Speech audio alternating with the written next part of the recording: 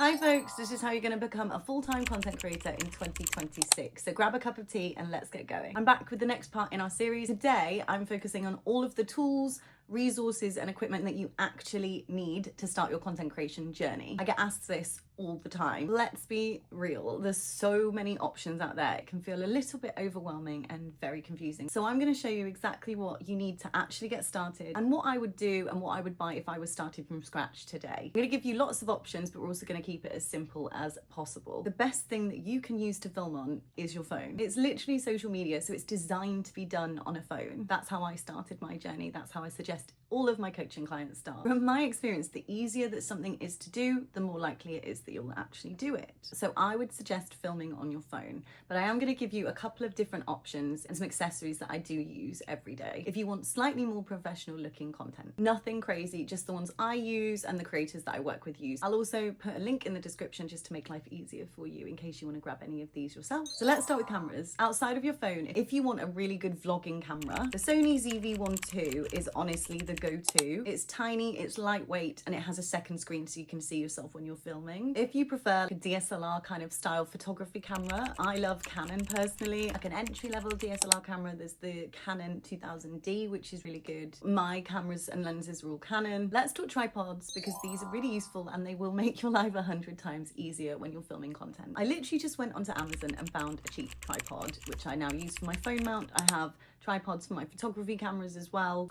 They're really handy, but there's quite a few different options with tripods. If you want something a little bit more easy, you can actually get tripods that combine with lights, with ring lights in, which I'll also link for you. For vlogging or travel, I love the Gorilla Pod. It's the bendy one that everyone uses that you can literally just prop up on anything. And if you want something really useful, get yourself an Octo Buddy. They stick to the back of your phone and you can then attach your phone to anything. Mirrors, windows, the side of a building. It's honestly a lifesaver when you're out and about. I have all of these, but I tend to use my tripod the most, really honestly. So lighting next. I film most of my content around my 9 to 5, so it's usually dark when I actually film. I never film anything without my newer clip-on light. That is the one thing that I cannot film without. Every creator I've ever coached has one of these and it literally just attaches to your phone. It's so easy. If you want something more YouTube kind of content creator level, I would suggest trying like a Goddess or a newer softbox because it gives clean, soft and very flattering lighting.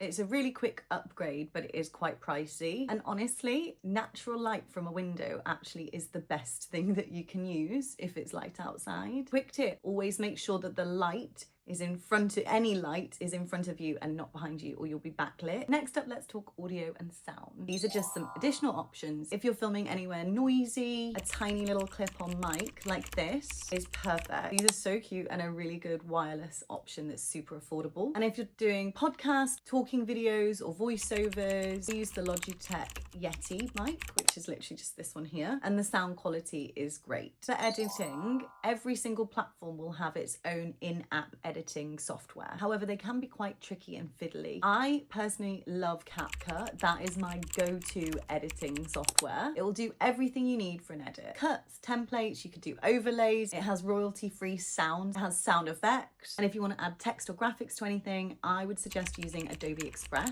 It's really beginner friendly. It's super easy and fast to use. It has a free version, so you don't need to pay. So a few other things that people forget. Make sure you've got good storage. iCloud, Google Drive, an external hard drive, they're all really handy to back up your content on. Keep your ideas in one place, whether it's your notes app on your phone, Notion, whatever works for you. Just stay organized. Another tip when it comes to captions, don't do them in CapCut, do them in app. So if you're using Instagram or you're using TikTok, use that platform to create the captions because it'll help with SEO, because the platform will work out exactly what your content is about and then it can categorize it and make it searchable. I've genuinely tried to strip this back to be as fluff-free as humanly possible. I would caveat this by saying I didn't have any of these things when I first started making content. Use your phone to film, a window for lighting, edit in CapCut, Adobe Express, or even in-app and get posting. That's literally all you need to start. Hopefully that was useful. Let me know in the comments. Make sure to subscribe so you don't miss part 3 of how to become a full-time content creator in 2026. It's probably the most helpful part of this series. We're going to be discussing the best times for posting, my secret for not burning out and being sustainable, and how to build momentum now that you're ready to start. I'm basically going to give you a whole posting and content scheduling strategy.